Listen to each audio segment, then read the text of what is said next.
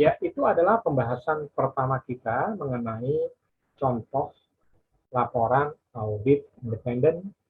Berikutnya kita akan masuk ke tema yang kedua pada kuliah malam hari ini mengenai pemeriksaan akuntansi yang keenam, yaitu pertimbangan auditor atas kemampuan entitas dalam mempertahankan kelangsungan hidupnya. Jadi cukup penting sekali tema kita pada malam hari ini yang kedua, yaitu pertimbangan auditor, apakah perusahaan bisa mempertahankan kelangsungan hidupnya setelah dilakukan proses audit. Dalam PSA nomor 30 IAP 2011 341.1/342.7 antara lain dinyatakan bahwa auditor bertanggung jawab untuk mengevaluasi apakah terdapat kesangsian besar terhadap kemampuan entitas dalam mempertahankan kelangsungan hidupnya. Dalam periode waktu yang pantas, tidak lebih dari 1 tahun sejak tanggal laporan keuangan yang sedang diaudit. Selanjutnya, periode tersebut akan disebut sebagai jangka waktu pantas. Jadi ada waktu 1 tahun. Evaluasi auditor berdasarkan atas pengetahuan tentang kondisi dan peristiwa yang ada pada atau telah terjadi sebelum pekerjaan lapangan selesai. Informasi tentang kondisi dan peristiwa diperoleh auditor dari penerapan proses audit yang direncanakan dan dilaksanakan untuk mencapai tujuan audit yang bersangkutan dengan asersi manajemen yang terkandung dalam laporan keuangan yang sedang diaudit.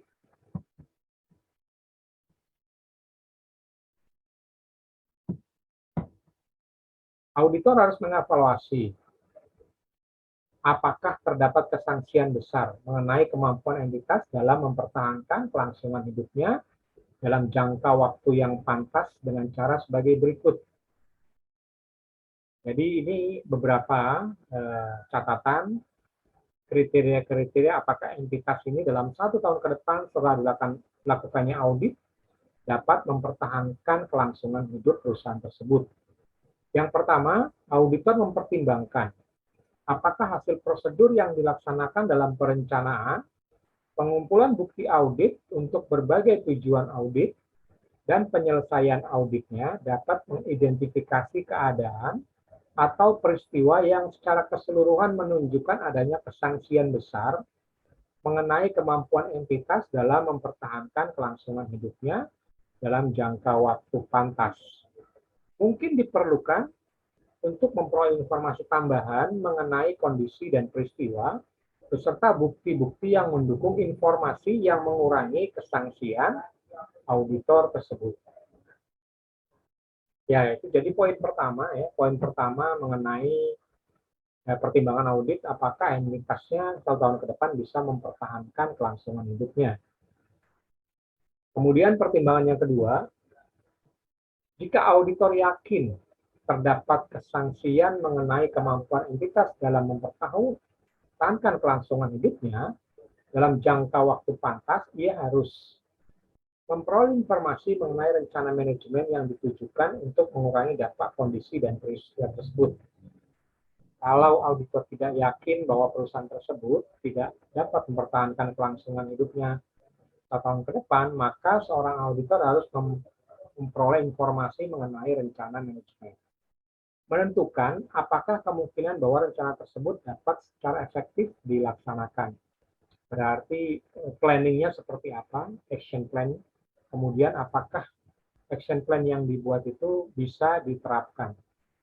Ketiga, setelah auditor mengevaluasi rencana manajemen, setelah dilakukan evaluasi, ia mengambil kesimpulan apakah ia masih memiliki kesangsian besar mengenai kemampuan entitas dalam mempertahankan kelangsungan hidupnya dalam jangka waktu pantas.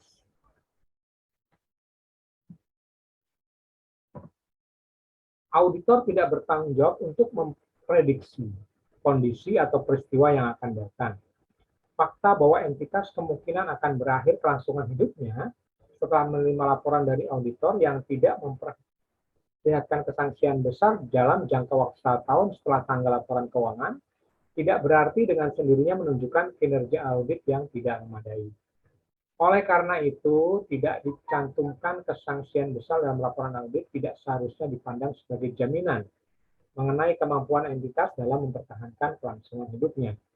Jadi walaupun misalnya seorang auditor tidak memberikan statement mengenai kesangsian mengenai entitas ke depan, tapi bukan merupakan jaminan bahwa memang itu menjadi salah satu pedoman yang dipakai secara eksplisit.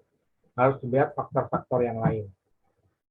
Auditor tidak perlu merancang prosedur audit dengan tujuan tunggal untuk mengidentifikasi kondisi dan peristiwa yang jika dipertimbangkan secara keseluruhan menunjukkan bahwa terdapat kesangsian besar mengenai kemampuan entitas dalam mempertahankan kelangsungan hidupnya dalam jangka waktu pantas. Hasil prosedur audit yang dirancang dan dilaksanakan untuk mencapai tujuan audit yang lain harus cukup untuk tujuan audit tersebut.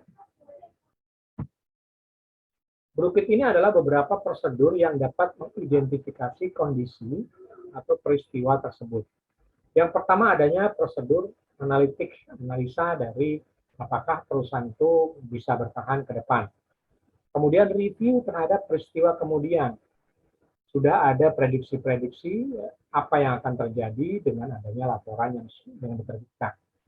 Kemudian yang ketiga, review terhadap kepatuhan terhadap syarat-syarat utang dan perjanjian penarikan utang.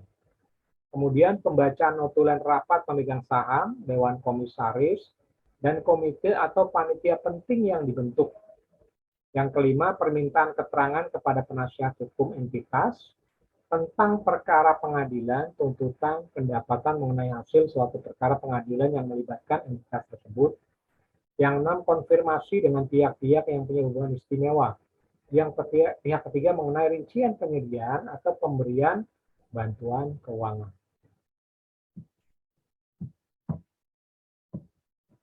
Jika setelah mempertimbangkan kondisi atau peristiwa yang telah diidentifikasi secara keseluruhan, auditor yakin bahwa terdapat kesangsian besar mengenai kemampuan entitas dalam mempertahankan kelangsungan hidupnya dalam jangka waktu pantas.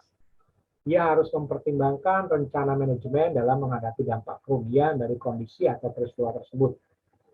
Auditor harus memperoleh informasi tentang rencana manajemen tersebut dan mempertimbangkan apakah adanya kemungkinan bila rencana tersebut dapat secara efektif dilaksanakan. Mampu mengurangi dampak negatif menurunkan kondisi dan peristiwa tersebut dalam jangka waktu pantas.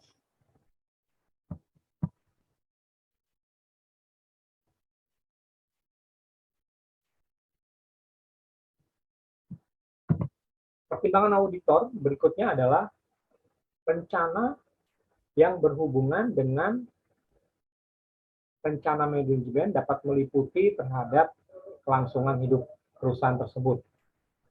Yang pertama adalah rencana untuk menjual aset.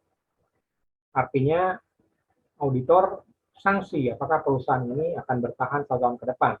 Jadi ada beberapa rencana manajemen yang harus ditelaah lebih lanjut. Yang pertama adalah rencana untuk menjual aset.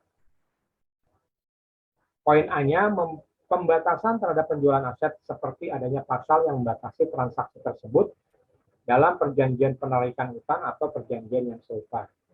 Yang B, kenyataan dapat dipasarkannya aset yang direncanakan dan dijual oleh manajemen. Yang C, dampak langsung dan tidak langsung yang kemungkinan timbul dari penjualan aset. Berikutnya yang poin kedua, rencana penarikan utang atau restrukturisasi. Tersedianya pembelanjaan melalui utang, termasuk perjanjian kredit yang telah ada atau yang telah disanggupi, perjanjian penjualan piutang atau jual, kemudian sewa aset atau sale leaseback of asset. Yang B dari poin restrukturisasi adalah perjanjian untuk merestrukturisasi atau menyerahkan utang yang ada maupun yang telah disanggupi atau untuk meminta jaminan dari entitas. Yang C, dampak yang mungkin timbul terhadap rencana manajemen untuk penarikan utang dengan adanya batasan yang ada sekarang dalam menambah pinjaman atau cukup tidaknya jaminan yang dimiliki oleh entitas tersebut. Poin yang ketiga, rencana untuk mengurangi atau menunda pengeluaran. Nah, kelayakan rencana untuk mengurangi biaya overhead atau biaya administrasi, untuk menunda biaya penelitian dan pengembangan, untuk menyewa sebagai alternatif pembeli. Dampak langsung dan tidak langsung yang kemungkinan timbul dari pengurangan atau penundaan pengeluaran. Yang keempat, rencana untuk menaikkan modal pemilik. A. Kelayakan rencana untuk menaikkan modal pemilik, termasuk perjanjian yang ada, atau yang disanggupi untuk menaikkan tambahan modal. B. Perjanjian yang ada atau yang disanggupi untuk mengurangi dividen, atau untuk mempercepat distribusi kas dari perusahaan afiliasi atau investor yang lain.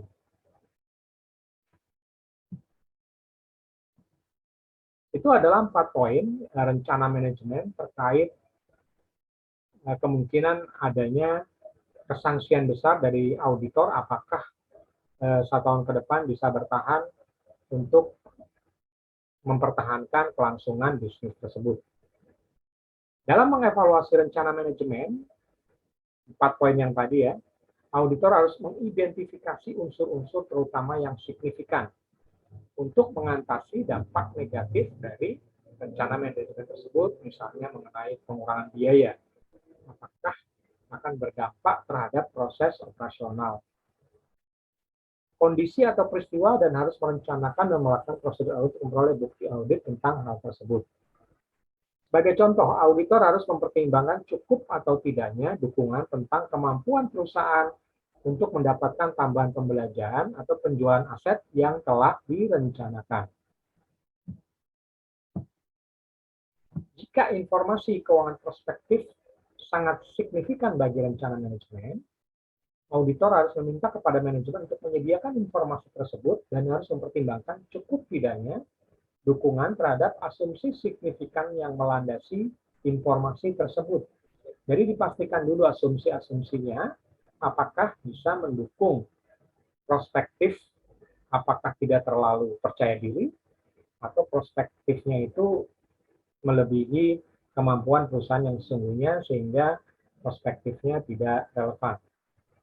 Auditor harus menaruh perhatian khusus pada asumsi yang dibuat. Misalnya, material bagi informasi keuangan yang prospektif apa saja, rentan atau mudah sekali berubah, dan tidak konsisten dengan tren masa lalu. Apakah trennya konsisten? Misalnya cenderung naik, cenderung turun, kalau tidak konsisten apa penyebabnya? Pertimbangan auditor harus berdasarkan atas pengetahuannya mengenai entitas, bisnis, dan manajemen dan harus meliputi A. Membaca informasi dan asumsi yang melandasinya. B. Membandingkan informasi keuangan prospektif periode lalu dengan hasil sesungguhnya yang dicapai sampai saat ini.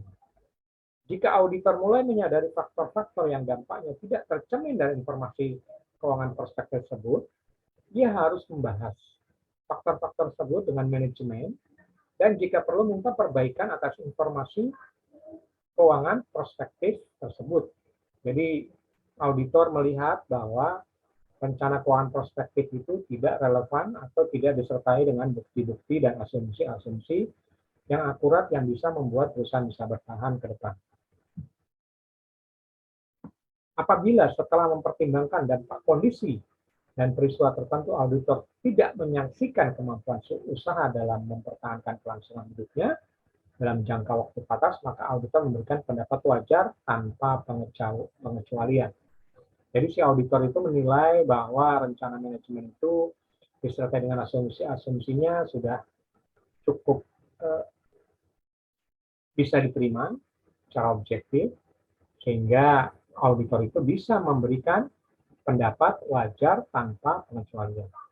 Apabila setelah mempertimbangkan dampak kondisi dan peristiwa tertentu auditor menyaksikan kemampuan satuan usaha dalam mempertahankan kelangsungan hidupnya dalam jangka waktu pantas, maka auditor wajib mengevaluasi rencana manajemen tersebut. Dalam hal tidak memiliki rencana manajemen atau auditor berkesimpulan bahwa rencana manajemen entitas tidak dapat secara efektif mengurangi dampak negatif kondisi atau peristiwa tersebut, maka auditor menyatakan tidak memberikan pendapat. Ini adalah step-step seorang auditor akan menyatakan pendapat, mulai dari pendapat wajar, kemudian yang kedua pendapat wajar dengan pengecualian, dan terakhir kalau memang rencana manajemen tidak efektif, mengurangi dampak negatif dari perkiraan sesuai hasil audit, maka bisa saja seorang auditor akan menyatakan tidak memberikan pendapat. Seperti kuliah kita di yang kelima, di mana ada 5 opini audit yang mendasari dalam pelaksanaan audit. Demikian yang dapat saya sampaikan teman-teman kuliah kita pada malam hari ini. Ada 2 topik yang kita bahas. Yang pertama adalah contoh laporan auditor independen. Yang kedua adalah pertimbangan auditor atas kemampuan entitas dalam mempertahankan kelangsungan hidupnya. 2 bahasan ini cukup penting sekali bagi seorang auditor untuk memastikan bahwa entitas tersebut bisa bertahan atau tidak tergantung dari rencana-rencana manajemen yang dibuat untuk menyelamatkan perusahaan pada jangka waktu 1 tahun ke depan atau jangka waktu pangkas. Masih ada waktu beberapa menit lagi